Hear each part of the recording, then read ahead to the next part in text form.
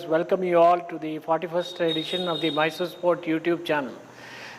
Cycling is a very popular sport in the sporting scene in the world. Mr. T.V. Nagaraj is with us on our show this evening to talk with us on the MTB cycling, where mountain bike cycling is very as important as the normal cyclists who perform in different other events.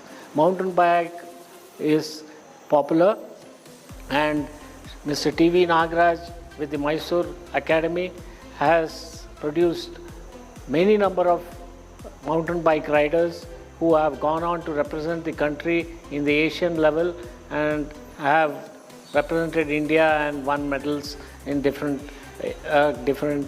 competitions.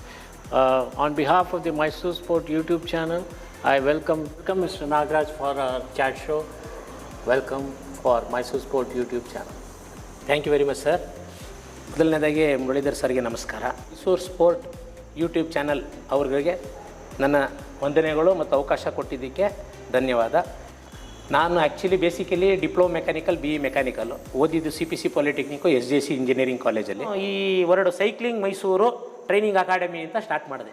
ಏನು cycling Mysuru ಅಂದರೆ cycling ನನ್ನ ಮನೆ ಅಂತ, ಸೂರು ಅನ್ನೋದು ದೇವಸ್ಥಾನ, ಮನೆ ಅಂತ ಕನ್ನಡ ಪದ, ಅದು SOORU ಅಂತ.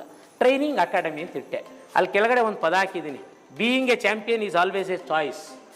ಫಸ್ಟ್ ನನಗೆ ನಾನು ಚಾಂಪಿಯನ್ ಅಂದ್ಕೊಂಡ್ರೆ ನಾನು ಚಾಂಪಿಯನ್ ಆಗೋಕ್ಕಾಗೋದು. ಸೊ ಆ ವರ್ಡ್ ಹಾಕ್ಬಿಟ್ಟು ಮಧ್ಯದಲ್ಲಿ ನೋ ಪೇನ್ ನೋ ಗೇನ್ ಅಂತ ಒಂದು ಹೈಗೆ ಒಂದು ಸಿಂಬಲ್ ಕೊಟ್ಟಿದ್ದೀನಿ. ಸೊ ಅದನ್ನ ಇಟ್ಕೊಂಡು ಇವ್ರಿಗೆ ಏನು ಮಾಡಿದೆ, ಫಸ್ಟ್ ಬಂದ್ಬಿಟ್ಟು ಸ್ಲೋ ಸೈಕಲ್ ರೇಸ್, ಸೆಕೆಂಡ್ ಬಂದ್ಬಿಟ್ಟು ಒಂದೇ ಕಂಬಿ ಮೇಲೆ ಸೈಕಲ್ ಹೊಡಿಯೋದು, ನೆಕ್ಸ್ಟು ಕೈ ಬಿಟ್ಬಿಟ್ಟು 1 ಕಿಲೋಮೀಟ್ರ್ ಹೊಡಿಬೇಕು, ಬ್ಯಾಲೆನ್ಸ್ ಮಾಡ್ಕೊಂಡು ಹೊಡಿಬೇಕು. ಇದನ್ನು ಹೇಳ್ಕೊಟ್ಟೆ. ಇದೆಲ್ಲ ಹೇಳ್ಕೊಟ್ಟಾಗ ಸಾಕಷ್ಟಲ್ಲಿ ಬಿದ್ದರು, ಕಾಲೆಲ್ಲ ಇಂಜುರಿ ಆಯಿತು, ಕೈಯೆಲ್ಲ ಇಂಜುರಿ ಆಯಿತು, ಮುಖನೂ ಇಂಜುರಿ ಆಯಿತು. ದೆನ್ ಸೇಫ್ಟಿ ಪ್ರಿಕಾಷನ್ಸ್ಗೆ ಸ್ಟಾರ್ಟ್ ಮಾಡಿದೆ. ನಾವು ಬಿದ್ದರೂ ಗಾಡಿ ಡ್ಯಾಮೇಜ್ ಆಗಬೇಕು, ಬಾಡಿ ಡ್ಯಾಮೇಜ್ ಆಗಬಾರ್ದು. ಯಾಕೆಂದರೆ ಕ್ರೀಡೆಯಲ್ಲಿ ಒಂದ್ಸಲಿ ಇಂಜುರ್ಡ್ ಆದರೆ ಮತ್ತೆ ರಿಕವರಿ ಆಗಿ ಹಳೇ ಥರ ನಾವು ಪರ್ಫಾರ್ಮ್ ಮಾಡೋಕ್ಕೆ ಸಾಧ್ಯನೇ ಇಲ್ಲ. ಭಾಳ ಕಷ್ಟ ಮಾಡೋಕ್ಕಾಗಲ್ಲ ಸರ್. ಒಂದ್ಸಲಿ ಮೂಳೆ ಮುರಿದೋಗಿ ಮತ್ತೆ ಜಾಯ್ನ್ ಆಯಿತು ಅಂದರೆ ನಮ್ಮ ಒರಿಜಿನಲ್ ಏನು ನಾವು ಅದರಿಂದ ಯೂಸ್ ಮಾಡ್ಕೋತಾ ಇದ್ದೋ ಅಷ್ಟು ಯೂಸ್ ನಾವು ಮಾಡೋಕ್ಕಾಗಲ್ಲ. ಸೊ ಹಂಗಾಗಿ ಸೇಫ್ಟಿ ಇಂಪಾರ್ಟೆಂಟ್ ಅಂತೇಳಿ ಅವ್ರಿಗೆ ನೆಕ್ಸ್ಟು ನಾನು ಏನು ಮಾಡಿದೆ, ಕ್ರಿಕೆಟ್ ಅನ್ನೋ ಗೊತ್ತಿರೋದ್ರಿಂದ ರೋಲ್ ಮಾಡೋದು, ಡೈ ಹೊಡಿಯೋದು, ಸೈಕಲಿಂದ ಬಿದ್ದಾಗ ಫಸ್ಟು ನಾವು ಹೆಡ್ ಕೊಡಬಾರ್ದು, ಶೋಲ್ಡ್ರ್ ಕೊಡಬೇಕು, ಕೈಯೂ ಕೊಡಬಾರ್ದು. ಕೈ ಕೊಟ್ಟರೆ ಹೌದು ರಿಸ್ಟ್ ಪ್ರಾಬ್ಲಮ್ ಆಯ್ತದೆ, ಇಲ್ಲ ಅಂದರೆ ಕಾಲರ್ ಬೋನ್ ಹೊಡೆದೋಗುತ್ತೆ, ಯಾಟಿಗೂ ಇದು ಮಾಡಬೇಕು. ಈ ರೀತಿಯೇ ನಾವು ಅವ್ರಿಗೆ ಅದನ್ನು ಪ್ರಾಕ್ಟೀಸ್ ಮಾಡಿಸ್ದೆ. ಸೇಫಾಗಿ ಇವತ್ತು ಏಷ್ಯನ್ ಲೆವೆಲ್ ತನಕ ಹೋಗಿದ್ದಾರೆ ಮಕ್ಕಳು. ನಮ್ಮ ಮಕ್ಕಳು ಇದರಿಂದ ಸ್ಕೂಲಲ್ಲಿ ಸ್ಕೂಲ್ ಡೇ ದಿನ ನನ್ನನ್ನು ಸನ್ಮಾನ ಮಾಡಿ, ನನ್ನ ಮಕ್ಕಳನ್ನೂ ಸನ್ಮಾನ ಮಾಡಿ. ನೀವು ಈ ಥರ ಒಂದು ಇದನ್ನು ಸೈಕ್ಲಿಂಗ್ನ ಚೂಸ್ ಮಾಡಿ ಒಂದು ಡಿಫ್ರೆಂಟ್ ಟೈಪ್ ಆಫ್ ಎಕ್ಸ್ಪೀರಿಯನ್ಸ್ ನಿಮಗೆ. ಹೌದು. ಸೊ ಇದರಿಂದ ನಿಮಗೆ ಸಾಕಷ್ಟು ಪಾಠಗಳು ಕಲ್ತಿದ್ದೀರಾ. ಹೌದು. ಮುಂದೆ ನೀವು ಬರೋ ಪೀಳಿಗೆಗೆ ಹೆಂಗೆ ಕೋಚ್ ಮಾಡಬೇಕು ಅಂತ ಹೆಂಗೆ ಬಂತು ನಿಮಗೆ? ಸರ್, ಈ ಒಂದು 8 ವರ್ಷ ಎಕ್ಸ್ಪೀರಿಯನ್ಸಲ್ಲಿ ಫಸ್ಟ್ ಕಲ್ತಿದ್ದೇನು ಅಂತಂದರೆ ಹೆಲ್ತ್ ಈಸ್ ವೆಲ್ತ್ ಅಂತ. ಅದು ಓವರಾಲ್ ಬಾಡಿಗೆ ಸ್ವಿಮ್ಮಿಂಗು ಭಾಳ ಒಳ್ಳೆ ಸ್ಪೋರ್ಟ್ಸ್ ಅಂತ ಹೇಳ್ತಾರೆ. ಬಟ್ ಅದರ ಇನ್ನೊಂದು ಡಿಸ್ಅಡ್ವಾಂಟೇಜ್ ಏನಂದರೆ it is not all season sports. ಯಾವುದು? ಸ್ವಿಮ್ಮಿಂಗು. ಸೊ ನೆಕ್ಸ್ಟ್ ಬಂದರೆ cycling. Cycling is the only sports which give overall body exercise. ಇದರಲ್ಲಿ ಕಾರ್ಡಿಯೋ ಡೆವಲಪ್ಮೆಂಟ್ ಆಗುತ್ತೆ, ಮಸಲ್ ಡೆವಲಪ್ಮೆಂಟ್ ಆಗುತ್ತೆ, ಬೋನ್ ಡೆವಲಪ್ಮೆಂಟ್ ಆಗುತ್ತೆ, ಮೈಂಡ್ ವರ್ಕ್ ಆಗುತ್ತೆ, ಎಲ್ಲ ಥರನೂ ಆಗುತ್ತೆ. ಆಮೇಲೆ ಈ ಸೈಕ್ಲಿಂಗ್ ಮಾಡೋಕ್ಕೆ ಕ್ರಿಕೆಟ್ ಥರ ಆಗಲಿ, ಫುಟ್ಬಾಲ್ ಥರ ಆಗಲಿ, ಇಲ್ಲ ಕ್ಯಾರಮ್ ಬೋರ್ಡೇ ತೊಗೊಳ್ಳಿ, ಕ್ಯಾರಮ್ ಬೋರ್ಡ್ ಆಡೋಕ್ಕೆ ಇಬ್ಬರು ಬೇಕು. ಸೈಕ್ಲಿಂಗಿಗೆ ಯಾರೂ ಬೇಡ, ಒಬ್ಬನೇ ಸಾಕು. And it is A nature sports, ಭಾಳ ಬ್ಯೂಟಿಫುಲ್ ಸ್ಪೋರ್ಟ್ಸು. ಎಲ್ಲಿ ನಮಗೆ ಬೆಳಗ್ಗೆ ಹೊತ್ತು ನಾವು ಸೈಕಲ್ ಮಾಡ್ತಾಯಿದ್ರೆ ನ್ಯಾಚುರಲ್ ಆಕ್ಸಿಜನ್ ಈಸಿಯಾಗಿ ಸಿಗುತ್ತೆ. ಸೊ ಹಂಗಾಗಿ ಇದನ್ನು ನಾನು ಚೂಸ್ ಮಾಡಿದೆ. ಇವತ್ತವರೆಗೂ ಸುಮಾರು ಜನಕ್ಕೆ ಅದನ್ನು ಪ್ರಮೋಟ್ ಮಾಡಿದ್ದೀನಿ. ನಿಮ್ಮ ತರಬೇತಿಯಲ್ಲಿ ಹೆಂಗೆ ನ್ಯಾಷನಲ್ ಲೆವೆಲ್ಲು ಮತ್ತು ಇಂಡಿಯಾ ರೆಪ್ರೆಸೆಂಟ್ ಮಾಡಿದ್ದಾರೆ, ಆ ಹುಡುಗರ ಬಗ್ಗೆ ಸ್ವಲ್ಪ ಹೇಳಿ. ಸರ್, ಈಗ ಅದ್ರ ಬಗ್ಗೆ ನಾನು ಹೇಳಬೇಕು ಅಂತಂದರೆ ನಮಗೆ ಇದ್ರ ಬಗ್ಗೆ ಏನೂ ಗೊತ್ತಿರಲಿಲ್ಲ. ಫಸ್ಟ್ ನಾನು ಹೋಗಿ ಈ ಕ್ರೀಡೆಗೆ ನಾನು ಹೋಗಬೇಕು ಅಂತ ಮಾಡಿದಾಗ ಮೈಸೂರು ಡಿಸ್ಟ್ರಿಕ್ಟ್ ಅಸೋಸಿಯೇಷನ್ನ ಮೀಟ್ ಮಾಡಿದೆ, ಲೋಕೇಶ್ ಅವ್ರನ್ನ ಮೀಟ್ ಮಾಡಿದೆ. ಅವರು ನಮಗೆ ಇದು ಈ ಥರ ಐತೆ MTBಲಿ ರೋಡ್ ಮಾಡಿ, ರೋಡಲ್ಲೇ ಚೆನ್ನಾಗೈತೆ ಅಂತಂದರು. ನನಗೆ ಬೇರೆ ಒಂದು ಥಾಟ್ ಇತ್ತು, ನಾನು MTBನೇ ಮಾಡಿದೆ. MTB ಇದ್ದಾಗೆಲ್ಲ ಅವ್ರು ತಿಳಿಸ್ತಿದ್ರು, ನಾವು ಅವ್ರ ಜೊತೆ ಹೋಗಿ ಡಿಸ್ಟಿಕ್ಕು, ಸ್ಟೇಟು, ನ್ಯಾಷನಲ್ಸ್ ಆಡ್ದು. ಫಸ್ಟು 2015-16 ನನ್ನ ಹತ್ರ 2 ಸ್ಟೂಡೆಂಟು, ಜೊತೆಗೆ ಇನ್ನೊಬ್ಬ ಸ್ಟೂಡೆಂಟು ನಮ್ಮ ಶಿವರಾಜ್ ಫ್ರೆಂಡು ತೇಜಸ್ವಿ ಅಂತ, ಅವನು ನಮಗೆ ಸ್ಟೂಡೆಂಟ್ ಆದ. ಅವನು ಫಸ್ಟ್ ನ್ಯಾಷನಲ್ಸಲ್ಲಿ ಸಿಲ್ವರ್ ಹೊಡೆದ 2015. ಯಾರು ಹುಡುಗ? ತೇಜಸ್ವಿ ಅಂತ. ಓಕೆ. ಅವನು ಸಿಲ್ವರ್ ಮಾಡಿದ್ದು. ನೆಕ್ಸ್ಟ್ ಮೆಡಲ್ ಮಾಡಿದ್ದು ಕಮಲ್ ರಾಜ್, ಬ್ರಾನ್ಸ್ ಮಾಡ್ದ ನನ್ನ ಮಗ. ಸೊ ಹೀಗೆ ನಡ್ಕೊಂಡು ಹೋಗ್ತಿತ್ತು. ಓಪನ್ ಕ್ಯಾಟಗರಿನಲ್ಲಿ ನನ್ನ ಮೊದಲನೇ ಮಗ ಸಿಲ್ವರ್ ಮಾಡ್ದ. ಅವ್ರ ಹೆಸರು ನ್ಯಾಷನಲ್ ಶಿವರಾಜನ್ ಅಂತ ಮಾಡೋದು. ಇದೇ ಸ್ಟಾರ್ಟಿಂಗ್ ಪಾಯಿಂಟು. ನಾನೇನು ಮಾಡಿದೆ, ನಾನು ಕೆಲಸ ಮಾಡಬೇಕಾದ್ರೆ ನನಗೆ ಆಲ್ಮೋಸ್ಟ್ 2 ಲಕ್ಷ ರೂಪಾಯಿ ಸಂಬಳ ಬರ್ತಿತ್ತು. ಸಡನ್ನಾಗಿ ಕೆಲಸ ಬಿಟ್ಟು 2 ವರ್ಷ ಆದಾಗ ಇವ್ರು ಸ್ಕೂಲ್ಗೆ ಹೋದಾಗ ನಾನೇನು ಮಾಡೋದು ಅನ್ನೋದು ನನ್ನ ಪ್ರಶ್ನೆ ಇತ್ತು. ಆಮೇಲೆ ನನ್ನ ಮಕ್ಕಳು ಇಷ್ಟೊಂದು ವ್ಯತ್ಯಾಸ ಆದ್ರಲ್ಲ, ಅವ್ರ ಫ್ರೆಂಡ್ಸ್ಗಳು ಅಪ್ರೋಚ್ ಮಾಡೋಕ್ಕೆ ಸ್ಟಾರ್ಟ್ ಮಾಡೋದು. ಸರ್ ಅಂಕಲ್ ನಮಗೂ ಹೇಳ್ಕೊಡಿ, ನಮಗೂ ಮಾಡಿ, ನಾವು ಮಾಡ್ತೀವಿ. ಇಲ್ಲಿ ಏನಾಯಿತು ಅಂದರೆ, ನಾವು ಸೈಕ್ಲಿಂಗ್ ಅನ್ನೋ ಪದ ಇಟ್ಕೊಂಡು ವಿ ಹ್ಯಾವ್ ಆಲ್ರೆಡಿ ಚೇಂಜ್ಡ್ ಮಕ್ಕಳದು physical development, mental development, personality development, ಈ 3 ಚೇಂಜಸ್ ಸಿಕ್ಬಿಡ್ತು. ಇನ್ನೂ ಇಬ್ಬರು ಇವಾಗ ರೀಸೆಂಟ್ ಈಗ ನ್ಯಾಷನಲ್ಸ್ ಆಯಿತು. ಸೊ ಅದರಲ್ಲಿ ಒಂದು 7 ಜನ ಮೆಡಲ್ ಮಾಡಿದ್ರು. ಹೌದು. ಸೊ ಏಷ್ಯನ್ ಗೇಮ್ಸ್ಗೆ ಮತ್ತು ನಮ್ಮ ಭಾರತ ದೇಶವನ್ನು ರೆಪ್ರೆಸೆಂಟ್ ಮಾಡೋದಕ್ಕೆ ಅವರು ಟ್ರೈನಿಂಗಲ್ಲಿದ್ದಾರೆ. ಈಗ 2015 ನನಗೆ 3 ಜನ ಇದ್ರಲ್ಲ, ನಾನು ಯಾಕೆ ಒಂದು ಜನ ಮಾಡಬಾರ್ದು ಅಂತೇಳಿ ಇಡೀ ಮೈಸೂರಲ್ಲಿ ಟೋಟಲಾಗಿ 12 ಲೊಕೇಶನ್ನ ತೊಗೊಂಡೆ. 12 ಲೊಕೇಶನ್ ಅಂದರೆ ಹೆಬ್ಬಾಳು, ಮೇಟ್ಗಳ್ಳಿ, ವಿಜಯನಗರ, ಬೋಗಾದಿ, ಕುವೆಂಪು ನಗರ, ಆಮೇಲೆ ಅರವಿಂದ್ ನಗರ, ಸಿಟಿ, KT ಮಂಡಿಮೂಲ, ಈ ಥರ ತೊಗೊಂಡು 12 ತಿಂಗಳಿಗೆ 12 ಇವೆಂಟ್ ಮಾಡಿದೆ. ಸೈಕಲ್ ಅಮೇಚರ್ ರೇಸ್ ಅಂತ. ಏನು ಮಾಡೋದು, ಆ ಏರಿಯಾದಲ್ಲಿರೋ ಸ್ಕೂಲ್ನ ಅಪ್ರೋಚ್ ಮಾಡೋದು, ಸೈಕಲ್ನ ಸ್ಪರ್ಧೆ ಇಡೋದು. ಸ್ಪರ್ಧೆ ಇಟ್ಬಿಟ್ಟು ಸೈಕಲ್ ಬಗ್ಗೆ ಮಾಹಿತಿ ಕೊಡೋದು. ಯಾರಿಗೆ ಆಸಕ್ತಿ ಇದೆ ಬನ್ನಿ ಅಂತ. ಹಂಗೆ ಮಾಡಿದಾಗ ಅಡೋನಿಯವರು ಇದರಲ್ಲಿ ಯಾವುದೋ ಅಡೋನಿ DMS ಡೆಮಾನ್ಸ್ಟ್ರೇಷನ್ ಸ್ಕೂಲ್ ಇದೆಯಲ್ಲ, ಅಲ್ಲಿ ಸ್ಟೂಡೆಂಟ್ ಆಗಿದ್ದ, ಬಂದು ಭಾಗವಹಿಸ್ದ. ಅವ್ರಿಗೆ ಆಸಕ್ತಿ ಬಂದು ಸೇರ್ಕೊಂಡ 2015. ಚರಿತ್ ಗೌಡ ಎಕ್ಸೆಲ್ ಪಬ್ಲಿಕ್ ಸ್ಕೂಲಿಂದ ಬಂದ. ಹಂಗೆ ಕ್ಯಾರಿನ್ ಮಾರ್ಷಲ್ ಅಂದ್ಬಿಟ್ಟು ರೊಜಾಲಾ ಸ್ಕೂಲ್ ಶ್ರೀರಾಮ್ಪುರ, ಅಲ್ಲಿಂದ ಬಂದ್ಲು. ಆಮೇಲೆ ಸಮರ್ಪಣ್ ಜೈನ್ ಅಂದ್ಬಿಟ್ಟು ಸೆಂಟ್ ಜೋಸಫ್ ಸೆಂಟ್ರಲ್, ಅಲ್ಲಿಂದ ಬಂದರು. ಅವನು ರೆಸಿಡೆನ್ಷಿಯಲ್ ಬೋಗಾದಿ. ಈ ಥರ ಬಂದು ನನ್ನ ಹತ್ರ ಒಂದು 42 ಜನ ಸ್ಟೂಡೆಂಟ್ ಆದರು. ಅದರಲ್ಲಿ ಒಂದು 16 ಜನ ಭಾಳ ಸೀರಿಯಸ್ ಆಗಿ ಮಾಡಿದ್ರು. ಹಸ್ಮುಖ್ ಅಂದ್ಬಿಟ್ಟು ವಿಜಯನಗರದಲ್ಲಿರೋದು, ಅವನು ತೇಜಸ್ವಿ ಕಝೀನು, ಅವನು ಬಂದ. ಈ ಥರ ಸುಮಾರು ಜನ ಬಂದು ಒಂದೊಂದು ಒಳ್ಳೆ ಟೀಮ್ ಆಯಿತು. 2015 ನಾನೇನು ಮಾಡಿದೆ, ಅವರಿಗೆ ಕಂಪ್ಲೀಟ್ ಎಜುಕೇಷನ್ ಪ್ಲಸ್ ಫಿಸಿಕಲ್ ಆ್ಯಕ್ಟಿವಿಟೀಸ್ಗೆ ನಾನು ಟ್ರೈನಿಂಗ್ ಕೊಡೋಕ್ಕೆ ಸ್ಟಾರ್ಟ್ ಮಾಡಿದೆ. ಸ್ಟಾರ್ಟ್ ಮಾಡಿದ್ಮೇಲೆ 2017ಗೆ ಒಳ್ಳೆ ಟೀಮ್ ರೆಡಿ ಆಯಿತು ನಮ್ಮದು. ಸೊ ಅಂಡರ್ 14, ಅಂಡರ್ 16, ಅಂಡರ್ 18 ಈ 3 ಕ್ಯಾಟಗರಿಯಲ್ಲೂ ಗೋಲ್ಡು, ಸಿಲ್ವರು ನಮ್ಮ ಟೀಮ್ ಅವರೇ ಹೊಡೆದ್ರು. ನ್ಯಾಷನಲ್ಸ್, ಡಿಸ್ಟಿಕ್ಕು, ಸ್ಟೇಟು, ನ್ಯಾಷನಲ್ಸ್ 3ರಲ್ಲೂ 2018, 2019, 2021 20 3 ವರ್ಷನೂ ನಾವು ಕಂಟಿನ್ಯೂಸ್ ಆಗಿ ಹೊಡೆದು. ಈ 3 ವರ್ಷನೂ ನಮ್ಮ ಕರ್ನಾಟಕ ಬಂದು ಓವರಾಲ್ ಚಾಂಪಿಯನ್ಶಿಪ್ಸಲ್ಲಿ ರಾಷ್ಟ್ರ ಮಟ್ಟದಲ್ಲಿ ಚಾಂಪಿಯನ್ಶಿಪ್ ಅವಾರ್ಡ್ ತೊಗೊಂತು. ಒಂದು 88 ಪಾಯಿಂಟು, 86 ಪಾಯಿಂಟು, 82 ಪಾಯಿಂಟ್ ತೊಗೊಂಡ್ರು. ಅದರಲ್ಲಿ 61 ಪಾಯಿಂಟು, 66 ಪಾಯಿಂಟು, 68 ಪಾಯಿಂಟು ನನ್ನ ಅಕಾಡೆಮಿದು, ನಮ್ಮ ಒಂದು ಕಾಂಟ್ರಿಬ್ಯೂಷನ್ ಸ್ಟೇಟ್ಗೆ. ಈ ಥರ ಚೆನ್ನಾಗಾಯಿತು. ಹಂಗಾದಾಗ ಫಸ್ಟ್ ಟೈಮ್ ನಮ್ಮ ಟೀಮಿಂದ ಅಡೋನಿ ಕೆ ತಾಂಪು ಅಂತ 3 ಗೋಲ್ಡ್ ಮಾಡ್ದ.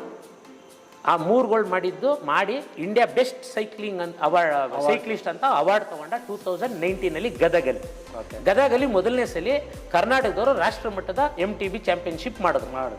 ಆ ಇದರಲ್ಲೇ ನಮ್ಮ ಹುಡುಗ ನ್ಯಾಷನಲ್ ನಂಬರ್ 1 ಸೈಕ್ಲಿಸ್ಟ್ ಅಂತ ಅವಾರ್ಡ್ ಕೊಟ್ಟರು. ಆವಾಗ ಅವನಿಗೆ ಲೆಟ್ರ್ ಬಂದು ಇಂಡಿಯಾ ಟೀಮಿಗೆ ತೊಗೊಂಡ್ರು. ಅವನು ಏಷ್ಯನ್ನ ರೆಪ್ರೆಸೆಂಟ್ ಮಾಡಿದಾಗ ಫಸ್ಟ್ ಟೈಮ್ 15th ಪ್ಲೇಸ್ ಬಂದ. ಥೈಲ್ಯಾಂಡಲ್ಲಿ ಸೆಕೆಂಡ್ ಟೈಮ್ ಮಾಡಿದ 6th ಪ್ಲೇಸ್ ಬಂದ. ಈಗ ಇಂಡಿಯನ್ ಕ್ಯಾಂಪಲ್ಲೇ ಇದ್ದಾನೆ. ಅದರ ನೆಕ್ಸ್ಟು 2020 ಪೂನಾದಲ್ಲಿ ನಡೀತು.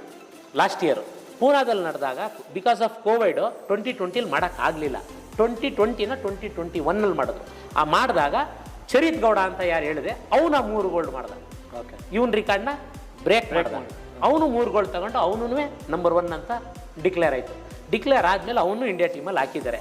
ಈಗ ಮೊನ್ನೆ ಸೌತ್ ಕೊರಿಯಾದಲ್ಲಿ ಏಷ್ಯನ್ಸ್ ನಡೀತು MTBನಲ್ಲಿ. ಅದರಲ್ಲಿ 12 ಜನದಲ್ಲಿ ಇವರಿಬ್ಬರು ನಮ್ಮ ಮೈಸೂರವರು. ಇವರಿಬ್ಬರು ಬಂದ್ಬಿಟ್ಟು ಒಬ್ಬ ಬಂದು 13th ಪ್ಲೇಸಿಗೆ ಬಂದಿದ್ದಾನೆ ಅಡೋನಿ, ಇವನು 16th ಪ್ಲೇಸಲ್ಲಿ ಆಗಿದ್ದಾನೆ. ಅಂಡರ್ 18ನಲ್ಲಿ ಚರಿತು 18ನೇ ಭಾಗ 18ನೇ ಸ್ಥಾನದಲ್ಲಿದ್ದಾನೆ. Under 23 ಕ್ಯಾಟಗರಿನಲ್ಲಿ ಅಡೋನಿ 13th ಪ್ಲೇಸಲ್ಲಿದ್ದಾನೆ. ಸೊ ಈ ಮಟ್ಟಕ್ಕೆ ಬಂದಿದೆ. ಈ ಥರ ನೀವು ತರಬೇತಿಗೆ ಮಾಡಿರೋ ಮಕ್ಕಳು ಈ ಥರ ಪರ್ಫಾರ್ಮೆನ್ಸ್ ಮಾಡಿ ರಾಜ್ಯಕ್ಕೆ ಮತ್ತು ದೇಶಕ್ಕೆ ಒಳ್ಳೆಯ ಹೆಸರು ತಂದಾಗ ಬರೋ ಮಕ್ಕಳನ್ನು, ಇವಾಗ ನಿಮ್ಮ ಹತ್ರ ಇರೋ ಮಕ್ಕಳನ್ನು ಅವ್ರಿಗೆ ಒಂದು ಇನ್ಸ್ಪಿರೇಷನ್ ಆಗುತ್ತೆ. ಮೇಲ್ಗಡೆ ಪರ್ಫಾರ್ಮ್ ಮಾಡೋಕ್ಕೆ ಅವ್ರಿಗೂ ಒಂದು ಇನ್ಸ್ಪೈರ್ ಆಗುತ್ತೆ. ಆ ರೀತಿನಲ್ಲಿ ನೋಡಿದ್ರೆ MTB ಸ್ಪೋರ್ಟು ಯಾವ ರೀತಿಯಲ್ಲಿ ಪಾಪ್ಯುಲರ್ ಇದೆ ಇಂಡಿಯಾದಲ್ಲಿ? ಹೆಂಗೆ ಇಂಪ್ರೂವ್ ಆಗಬೇಕಾ ಇಲ್ಲ ಇನ್ನೂ ಪಾಪ್ಯುಲರ್? ಇದು ಆ್ಯಕ್ಚುಲಿ 2014ವರೆಗೂ ಯಾರೂ ತಂದಿರಲಿಲ್ಲ ಇಂಡಿಯಾದಲ್ಲಿ. 2014 ಸ್ಟಾರ್ಕಿನ್ ಅಂತ ಒಂದು ಕಂಪ್ನಿ ಇದೆ, ಸ್ಟಾರ್ಕಿನ್ ಸ್ಪೋರ್ಟ್ಸ್ ಪ್ರೈವೇಟ್ ಲಿಮಿಟೆಡ್ ಅಂತ. ಆ ಓನರ್ ಹೆಸರು ಪ್ರವೀಣ್ ಪಾಟೀಲ್ ಅಂತ. ಅವರು ಫಸ್ಟು ಜೈಂಟ್ ಅವ್ರ ಹತ್ರ ಮಾತಾಡಿ ಫಸ್ಟ್ MTB ನ್ಯಾಷನಲ್ಸ್ನ ಸ್ಟಾರ್ಟ್ ಮಾಡೋದು 2014. ಅಲ್ಲಿವರೆಗೂ ಬಂದಿರಲಿಲ್ಲ. ಅದೇ ಟೈಮಲ್ಲಿ ಲೋಕೇಶ್ ಅವರು ಮೈಸೂರಲ್ಲಿ 2014 MTB ಫಸ್ಟ್ ಸ್ಟೇಟ್ ಮಾಡಿದ್ರು. ಅದೇ ಟೈಮಲ್ಲೇ ಭಾಳ ಅದ್ದೂರಿಯಾಗಿ ಮಾಡಿದ್ರು. ಅದಾದಮೇಲೆ ಇವರು ಪ್ರವೀಣ್ ಪಾಟೀಲ್ ಅವರು ಭಾಳ ಅದ್ದೂರಿಯಾಗಿ ಮಾಡಿದ್ರು. ಅವಾಗಿಂದ ಮಾಡ್ಕೊಂಡು ಇವಾಗ ಬಂದರೆ, ಅವತ್ತಿನ ದಿನ ಬರೀ ನಾವು ನೋಡಿದಾಗ ಪಾರ್ಟಿಸಿಪೇಷನ್ 150 ಜನ ಇದ್ದರು. ಇವತ್ತು 600 ಜನ ಇದ್ದಾರೆ. ಸೊ ಇದು ಬೆಳೀತಾ ಇದೆ. ಆಮೇಲೆ ಎಲ್ಲ ನಾರ್ಮಲಿ ಫಾರ್ ಎಕ್ಸಾಂಪಲ್ ವೀಕೆಂಡಲ್ಲೆಲ್ಲ ಸೈಕಲ್ ಹೊಡೆಯೋಕ್ಕೆ ಹೋಗ್ತಾರಲ್ಲ, ಅವ್ರಿಗೆಲ್ಲ ಇವಾಗ ಕ್ರೇಜು ರೋಡ್ ಜೊತೆಗೆ MTBನೂ ಬಂದ್ಬಿಟ್ಟಿದೆ. ಯಾಕೆಂದರೆ ರೋಡಲ್ಲಿ ಟ್ರಾಫಿಕ್ಕು ನಮ್ಮ ಭಾರತದಲ್ಲಿ ಎಲ್ಲೂ ಅದು ಏನಂತಾರೆ cycling path or cycling track ಅಂತ ಏನೈತೆ ಆ ಸೇಫ್ಟಿ ಪ್ರಿಕಾಷನ್ ಎಲ್ಲ ಕಡೆ ಇಲ್ಲ. ಪೂನಾದಲ್ಲಿದೆ, ಕೆಲವು ಕಡೆ ಮುಂಬೈಲಿ ಕೆಲವು ಸ್ಟ್ರೀಟಲ್ಲಿ ಮಾತ್ರ ಇದೆ, ಮೈಸೂರಲ್ಲಿ ಝೂ ಹತ್ರ ಇದೆ, ಬೇರೆ ಎಲ್ಲೂ ಇಲ್ಲ. ಇವಾಗ ಟೆರೈನ್ ಗುಡ್ಡಗಳು, ಆ ಟೆರೈನ್ನಲ್ಲಿ ಪಾತ್ವೇಸಲ್ಲಿ ಇವಾಗ ಅಪ್ ಬರುತ್ತೆ, ಡೌನ್ ಬರುತ್ತೆ, ಮತ್ತು ನೀರು ಇರುತ್ತೆ, ಮತ್ತು ಕಲ್ಲುಗಳಿರುತ್ತೆ. ಸೊ ಆ ರೀತಿಯಲ್ಲಿ ನಿಮಗೆ ಇದು ಒಂದು ರೀತಿಯಲ್ಲಿ ಚಾಲೆಂಜಿಂಗ್ ಸ್ಪೋರ್ಟ್ ಅನ್ಸುತ್ತಾ? ಇಲ್ಲ ಇದು ಮಕ್ಕಳಿಗೆ ಒಂಥರ ಪೇಷನ್ಸ್ ಡೆವಲಪ್ ಆಗುತ್ತೆ ಅಂತ ನೀವು ಹೇಳಿದ್ರಿ, ಮತ್ತು ಬೈಕ್ ಕಂಟ್ರೋಲ್ ಬರುತ್ತೆ ಅಂತ ಹೇಳಿದ್ರಿ. ಇದು ಯಾವ ರೀತಿಯಲ್ಲಿ ಇಂಟರ್ನ್ಯಾಷನಲ್ ಲೆವೆಲಲ್ಲಿ ಭಾಳ ಅದ್ಧೂರಿಯಾಗಿ ಭಾಳ ಎಕ್ಸೈಟಿಂಗ್ ಆಗಿದೆ. ಸೊ ನಮ್ಮ ದೇಶದಲ್ಲಿ ಯಾವ ರೀತಿಯಲ್ಲಿ ಇನ್ನೂ ತರಬೇತಿ ಇಂಪ್ರೂವ್ ಮಾಡೋಕ್ಕೆ ಯಾವ ರೀತಿಯಲ್ಲಿ ಇಂಡಿಯನ್ ಅಸೋಸಿಯೇಷನ್ ಅವರು ಏನು ಮಾಡ್ತಿದ್ದಾರೆ? ಮಕ್ಕಳಿಗೆ ಇನ್ನೂ ಇದ್ರ ಬಗ್ಗೆ ಜಾಸ್ತಿ ತಿಳುವಳಿಕೆ ತರಿಸೋದಕ್ಕೆ ಏನು ಮಾಡ್ತಿದ್ದಾರೆ ಅಂದರೆ ಸರ್, ಈಗ 2018 ತನಕ ಯಾವುದೂ ಕ್ಯಾಂಪ್ ಇರಲಿಲ್ಲ MTBಗೆ. ವೆರಿ ರೋಡ್ ಮತ್ತು ಟ್ರ್ಯಾಕ್ ಮಾತ್ರ ಇತ್ತು. ಇವತ್ತು ಟ್ರ್ಯಾಕ್ಗೆ ಭಾಳ ಆಸಕ್ತಿ ಕೊಡ್ತಾ ಇದ್ದಾರೆ, ರೋಡ್ಗೂ ಆಸಕ್ತಿ ಕೊಡ್ತಾ ಇದ್ದಾರೆ. MTB ಕೊಡ್ತಿರಲಿಲ್ಲ. CFI ಅವರು 2019ರಿಂದ CFAನಲ್ಲಿ MTBದು ಒಂದು ಟೀಮ್ ಮಾಡಿದ್ದಾರೆ. ಈಗ 15 ಜನ 20 ಜನ ಟೀಮ್ಗೆ ಸ್ಪೆಷಲ್ ಟ್ರೈನಿಂಗ್ ಕೊಡಬೇಕು ಅಂತ ಮಾಡಿ ಪಟಿಯಾಲದಲ್ಲಿ ಅವ್ರಿಗೆ ಟ್ರೈನಿಂಗ್ ಇಟ್ಟು, ಅವರು ಧರ್ಮಸ್ಥಳ, ಲೇ ಲಡಾಖು ಇಂಥ ಕಡೆ ಕರ್ಕೊಂಡೋಗಿ ಟ್ರೈನಿಂಗ್ ಕೊಟ್ಟು ಅವರಿಗೆ ಪ್ರಾಪರ್ ಡಯಟು ಎಲ್ಲ ಮಾಡ್ತಾಯಿದ್ದಾರೆ. ಭಾಳ ಚೆನ್ನಾಗಿ ಎಂಕರೇಜ್ ಮಾಡ್ತಾಯಿದ್ದಾರೆ CFI ಅವರು. ಭಾಳ ಚೆನ್ನಾಗಿ ಇಂಪ್ರೂವ್ ಆಗ್ತಾಯಿದೆ. ಯಾಕೆ MTB ವೆರಿ ವೆರಿ ಇಂಪಾರ್ಟೆಂಟು, ಅದನ್ನು ಹೆಂಗೆ ಬೆಳೆಸಬೇಕು ಅಂದರೆ, ನಮ್ಮ ಮೈಸೂರು ಯಾಕೆ ಇಷ್ಟೊಂದು ಫೇಮಸ್ಸು, ಬೆಂಗಳೂರು ಯಾಕೆ ಇಷ್ಟೊಂದು ಫೇಮಸ್ ಕರ್ನಾಟಕ ಅಂತಂದರೆ, ನಮ್ಮಲ್ಲಿ ಅಡ್ಡಗುಡ್ಡಗಳು ಮತ್ತು ಈ ಒಂದು ಎವರ್ಗ್ರೀನ್ ಅಂದರೆ ಗ್ರೀನ್ ಪ್ಲೇಸಸ್ ಅಂತ ಏನು ಹೇಳ್ತೀವಿ. ಮೈಸೂರು ಯಾವಾಗಲೂ ಅಡ್ವೆಂಚರ್ ಸ್ಪೋರ್ಟ್ಸು ಅದು ಭಾಳ ಈಸಿ. ವಿತಿನ್ 5 to 10 ಕಿಲೋಮೀಟರ್ಸ್ ಒಳಗೆ ವಿ ಕ್ಯಾನ್ ಫೈಂಡ್ ಆ ಥರ ಒಂದು ಟೆರೈನ್ ಸಿಗುತ್ತೆ. ಆಮೇಲೆ ಅದು ಫಸ್ಟ್ ಟೈಮ್ ಮಾಡ್ಬೇಕಾದ್ರೆ ಎಲ್ಲರಿಗೂ ಫಿಯರ್ ಇರುತ್ತೆ. ಬಟ್ ಯಾರು ಒಂದ್ಸಲಿ ರೈಡ್ ಮಾಡ್ತಾರೆ ಅವ್ರಿಗೆ ಇಂಟ್ರೆಸ್ಟ್ ಜಾಸ್ತಿನೇ ಆಯ್ತಿದೆ ಹೊರತು ಕಮ್ಮಿ ಅಂತೂ ಆಗೋದೇ ಇಲ್ಲ. MTBನಲ್ಲಿ every day it is a challenging. ನಾನು ಯಾಕೆ ಮಾಡೋಕ್ಕಾಗಲ್ಲ, ನಾನು ಹತ್ತಿಸ್ತೀನಿ, ನಾನು ಮಾಡ್ತೀನಿ, ಇವತ್ತಾಗಿಲ್ಲ ನಾಳೆ ಮಾಡ್ತೀನಿ, ಈ ಥರ ಬರುತ್ತೆ ಹೊರತು ಫಸ್ಟ್ ಟೈಮ್ ಮಾತ್ರ ಫಿಯರ್ ಬರುತ್ತೆ. ಹೆಂಗಪ್ಪ ಕಲ್ ಮೇಲೆ ಬಿದ್ದುಬಿಟ್ರೆ ಅಂತ ಅಷ್ಟೇ. ಒಂದ್ಸಲಿ ಓದೋನು ಯಂಗ್ಸ್ಟರ್ಸ್ಗೆ ನೀವು ಇಷ್ಟು ಎಕ್ಸ್ಪೀರಿಯನ್ಸ್ ಇದೆ, ಇವಾಗ almost you have produce lot of champions, ನಿಮ್ಮ ಅಡ್ವೈಸ್ ಏನು?